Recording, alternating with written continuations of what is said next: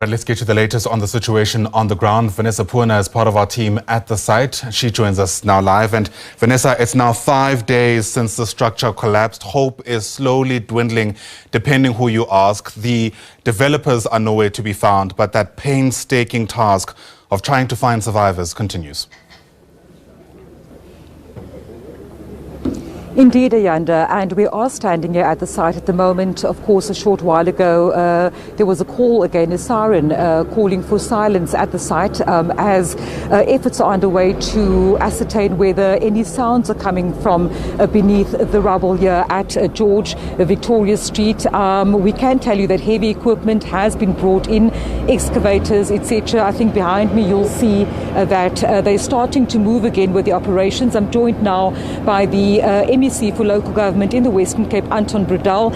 Minister, good morning to you. Of course, just that moment of silence there. Let's just reflect on that. It has been ongoing since Monday afternoon. Just explain to us again, for the benefit of our viewers, what happens at the time when the siren goes off and a call essentially for silence. Good morning. Well, when that siren goes off, there's a sign of hope. It's normally when one of our spotters on the site detect a noise or a sound, and then they call in the dogs. And then if the dogs pick up a smell, something, they will send in specialized equipment, cameras, sound equipment to detect if there's really a sound. They will try to talk to people. And if they can pinpoint the sound, they will obviously focus the operation on that. If not, they continue. So they've now started the big machines again, and you can see we pull out the iron rods, and so it's a tedious operation, but it's necessary. And we keep on hoping for a miracle, but the teams will work day and night to clear the site.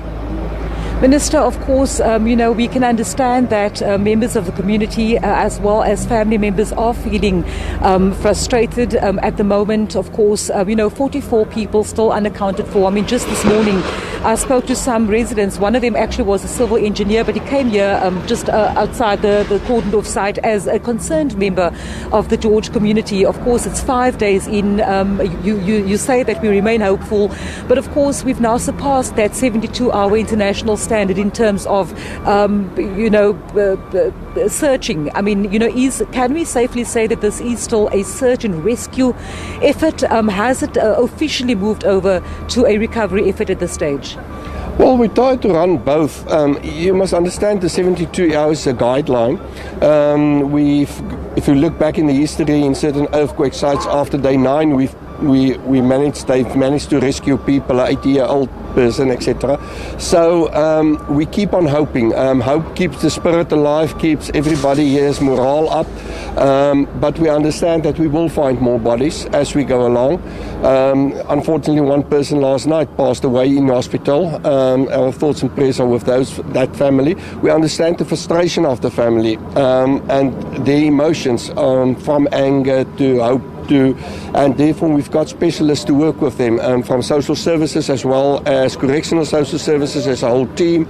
We've picked up late that there's a big translation issue, so we've got the embassies now involved from Malawi, from Mozambique, from Zimbabwe to come and help with the translation, come and look also after their people. The identification process was a very difficult process. There's people around just around this corner with boards, because normally on the site they talk to one another on a nickname basis and to determine exactly who's who. They've got a person that works on the site. We managed to pull his wife out, and he's also here helping to the identification of people. And it's a long process, but that's the necessary process. We will keep on searching, but it's more and more also recovery. And then also just, bigger equipment, heavier equipment being brought in. I mean, I'm just looking at the site behind me. Of course, you mentioned the steel rods, etc. Still thousands of tons of concrete here at the moment. The focus for today's efforts, I mean, can you talk us through what the process will be, how it will unfold for today in terms of on the site? Well, it's to move as much as possible of the concrete and the bricks and the iron on the site, to open up corridors, and there's 3 corridors. One is from the back. They're going to open that one up because we found 3 storage rooms or 4 storage rooms, and if you can look at the plans, you can see the storage rooms, and they're all empty, so we can open up and then work from that side.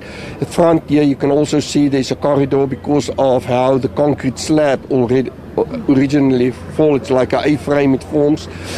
They sent in the cameras and the dogs. There's nobody there, so they're going to open up from the front and they will work towards the middle.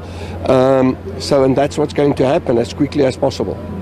And then just lastly, of course, I'm speaking to you ahead of the arrival of the National Minister of Health. He is expected to visit the site and also various hospitals. And also we understand that the Premier is having a briefing, a sort of joint briefing taking place at 1 o'clock this afternoon in terms of the operations here and also how far we are with those rescue and recovery efforts. Yeah, more or less. The Minister will attend to JOC, the Joint Operations Centre, the Command Centre. We prefer to take the people there because we've got the overarching view and we can show them how this whole situation unfolded up till now. And then we will bring them to the site, we will walk them in, but we must still remember this is a crime site and a disaster site. So therefore, there's a lot of tape. There's certain areas that we can move, others not, because we need to protect the site so that everybody can do their investigations. We had forensic teams, engineers from SAPS, our own engineers taking samples, working last night on the site. Even the removal of the rubble, it's coordinated, layer per layer. It's not just dump on a dumping site. It's put there and it's marked so that people can do their testing. The Department of Labour will work on that. So everybody is doing what they should do, and we really hope for a miracle as we move along. Just finally, Minister, I know you have that JOC meeting to attend to. In terms of this being a crime scene, there were concerns around reaching the developers, reaching the role players. Can you give us an update as of this morning, what that process is, whether you've managed to get hold of people? I understand that a subpoena was also sent in terms of, the role players here. What is an update with that regard? Yeah, it's because it's different departments, different sectors, everybody fulfill their own role. So the Department of Labour got a subpoena to get into the site's office to get the paperwork, etc. So that's part of their process. I don't want to talk to the developer because we need to stay independent. The people must do their work, and then we will deal with the outcome of the forensic investigation and of the report from our engineers. Police SAPs will do their thing, and at the stage they will need to talk to the developer, they will need to talk to the contractor on site and to the site engineer, etc. And they will follow their legal process to hold them accountable. One of the worst construction disasters in the Western Cape in quite a few years, you would say?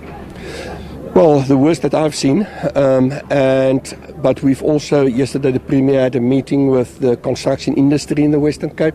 They're also very upset. It should not happen in any way, and how we can take hands to prevent this going forward, and therefore the investigation is crucial. It's crucial that it's independent also from the industry side so that everybody can learn lessons. Minister, thank you so much for your time this morning. Of course, the MEC Minister for Local Government in the Western Cape, Anton Bredell, giving us an update with regards to what is expected to happen on site here for the rest of the day, and also just throwing forward to the visit of the Minister of Health, Dr. Joe Pahla, and also that media briefing that is scheduled to take place at 1 o'clock this afternoon, where the Premier of the Western Cape, as well as various other role players, will be giving a collective update with regards to the situation here at the site. And also we understand that the Minister of Health will be doing some visits at the various hospitals in the area to engage with whether it is the patients themselves or the caregivers in terms of the recovery of those that are hospitalized at this stage. Yeah, absolutely. It was heartbreaking when the collapse happened. It's still incredibly difficult to watch as the hours tick by. Vanessa Puena, for now, thanks very much indeed. Vanessa, watching all the different legs to that story as they continue to unfold. Speaking to us there live from George, where, of course, we're still very firmly fixed to watch each of the different angles around the story.